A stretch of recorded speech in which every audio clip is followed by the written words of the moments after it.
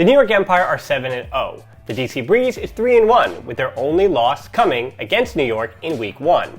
That feels to me like the game this Friday at Joseph F. Facina Field is going to be pretty important to decide how the East Division is going to shake out this season. The Empire are in a class all on their own so far at the top of the league, but with just one win, the DC Breeze could really shake things up in the AUDL.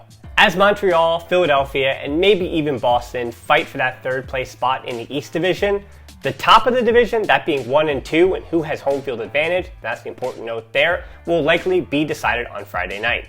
Unfortunately for my over-unders, I have been stinking up the joint in recent weeks, but I have to say, the worse I do seems like the better the New York Empire do on the field, so I don't think I'm going to get many complaints from New Rochelle.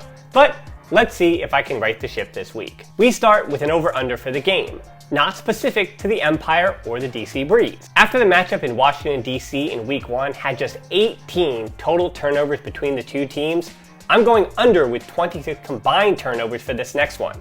Now I know it sounds like I just wanted to get one right, but hear me out. The first meeting saw some of the best ultimate that the league has ever seen, and don't let the lack of highlights have us forgetting the incredible execution in that game. Since then, DC's had a few more games to mix in their new pieces, even though Alan Kolek has been limited to just 2 games. But the point still stands. Tyler Monroe, Christian Boxley, and Johnny Maltz returning from that wrist injury are all starting to make a lot of sense together. On the other side, New York's defense and its new additions are well documented, but more on that later. The New York Empire offense is still as smooth as ever, and judging by the recent Toronto and Boston games, I'm not sure what we'll get from the Breeze D. But what I do know is that this game could be decided by turnovers. New York has averaged 14 turnovers per game in their last 7 games, and they've forced 21 per game. DC, meanwhile, averages 12 turnovers per game in their last 4, and forces 15. See, once I hit you with those numbers, that under 26 total turnovers, it doesn't seem so crazy. These defenses are both capable of putting up big numbers and big takeaways.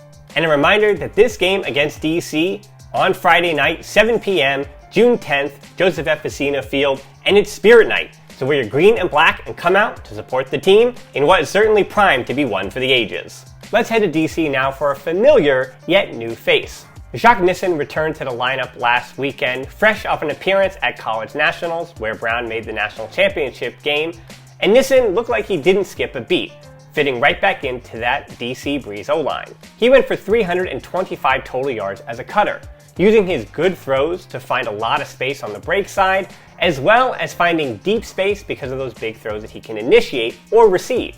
This will be the first time that New York sees Nissen this season, and I'm going under 250 total yards, more because of the Empire than the Brownian motion product.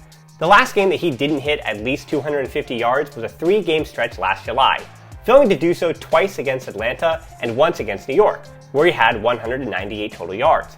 I don't want to disparage Boston's defense too much, but the Empire does have a few more weapons to throw on him. Nissen will likely get the John Lithgow treatment around the division, as in teams will throw their top defenders on Rowan and Maltz and Norbum and Monroe and Richards and Alan Kolek when he's available. Then defenses have to decide between Mortonby, Boxley, Wodach, and Nissen. I know that's 10 players, but that's a reminder that the Breeze are a really talented and deep team too. But if there is one defense in the league that can go player for player with the Breeze O, it's the Empire. I'm not sure who will get the Nissen matchup, but it could be Antoine Davis, Mike Dross, Ben Katz, whoever it is. This will be the toughest matchup that Nissen has faced since at least last AUDL season, with no disrespect to the defenders that he faced while at Brown here in the spring. And speaking of Brownie in motion, Nissen's teammate John Randolph will be making his second appearance, not only of the season, but for the New York Empire, alongside Jabron Meeser. Now you might ask yourself, am I forcing these two into my over-under just so I can promote the podcast that I did with both of them yesterday? Well, yes I am. But I also thought it was pretty relevant because the Empire D should be the talking point after holding Toronto to just 8 total goals in the game last weekend up in Canada. So let's dive right into it. John Randolph and Jabron Meeser together over 4.5 total major stat contributions. That means goals, assists, and blocks. Last week, the 2022 Callahan winner had 1 goal and 2 assists in 13 points, while Jabron had 3 goals, 2 assists, and 1 block in 13 points. So that was 9 total between the 3 categories. And even though DC will likely hold on to the disc a bit better than Toronto did, I think the Empire will have their chances to break. And the biggest boost to that D-line offense is Ben Yant, who will likely remain as one of the most offensively overqualified D-line players of all time, this week. Against Toronto, he played 19 points on D, none on O, that being the only game in his professional career where he didn't play a single O point.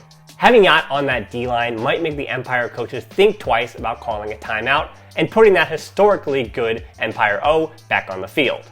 So with recent results, I would definitely take the opposite of my picks, but again, for you at home, it's under 26 total turnovers for both teams in this game, it's under 250 total yards for Jacques Nissen, and it's over 4.5 total contributions of goals, assists, and blocks for John Randolph and Jabron Meeser. If you've got an opinion, and most AUDL fans do, hit us up on Twitter or Instagram and let me know your picks. Most importantly, enjoy the game.